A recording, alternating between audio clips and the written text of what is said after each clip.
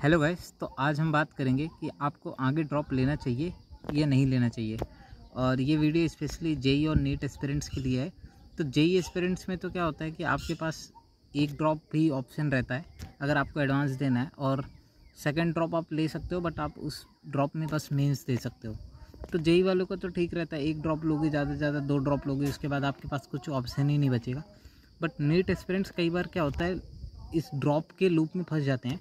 तो आज मैं उन्हीं के बारे में बताऊंगा कि आपको ये समझना पड़ेगा कि ये बहुत इंपॉर्टेंट है कि आपको आगे ड्रॉप लेना चाहिए या नहीं लेना चाहिए।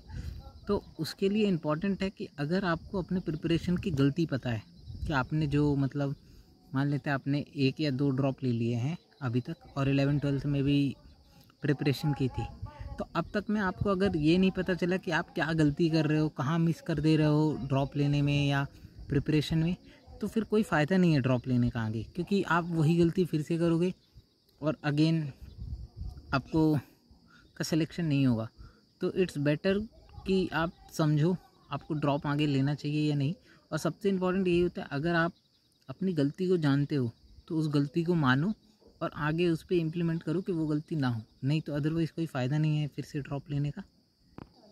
क्योंकि देखा जाए तो एग्ज़ाम इतने भी टफ़ नहीं होते कि आप बार बार ड्रॉप लेते जाओ। क्योंकि यार देखो, आपका सिलेक्शन 2-3 कारणों से हो सकता है नहीं हो रहा हो। पहला हो सकता है कि आपका दिमाग ही उस तरीके से बिल्ड नहीं है। मैं ये नहीं बोल रहा कि आप लाइफ में कुछ नहीं कर सकते, आप बिल्कुल लाइफ में कुछ कर सकते हो, बट हो सकता है कि आपका दिमाग उस हिसाब से इस कॉम्पिटिटिव एग्ज़ाम के लिए बना ही ना हो। तो ज़रूरी नहीं है कि आप ज़बरदस्ती ड्रॉप पे ड्रॉप पे ड्रॉप पे ड्रॉप, आपके 150-200 नंबर बन रहे हैं, 250 नंबर बन रहे हैं नीट के एग्ज़ाम में, आप बार बार ड्रॉप ले रहे हो और आपको पता है कि कट ऑफ जो है 500-550 ही जाने वाली है। तो इट्स बेटर कि आप समझो, है ना, कि आपने क्या गलती की।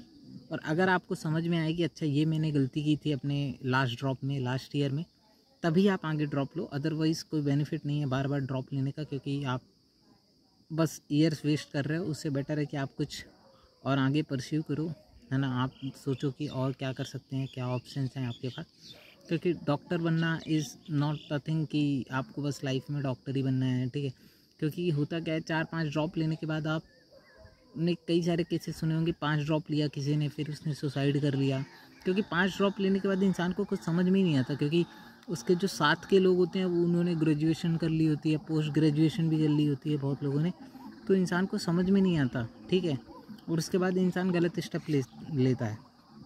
अगर आपको अपने पे है कि नहीं, मैं गलत स्टेप नहीं लूँगा, या मतलब मैं ले सकता हूँ ड्रॉप, और मुझे पता है कि अच्छा मैंने ये गलती की या थोड़े बहुत मार्क्स से बच गए, तो आप ड्रॉप ले सकते हो, है ना। या आपकी तबीयत ख़राब रही एग्ज़ाम टाइम पे, तो आपको लगा कि अच्छा इसलिए प्रिपरेशन नहीं हुई, तो तब आपका ड्रॉप लेना जेन्युइन है। अदरवाइज़ बार बार ड्रॉप लेना कोई सेंस नहीं बनाता। Max to max NEET aspirants को भी मेरे हिसाब से 3 ड्रॉप तक जाना चाहिए, 3 ड्रॉप के बाद नहीं जाना चाहिए आगे, क्योंकि इसके बाद आप वेस्ट कर रहे हो टाइम, है ना।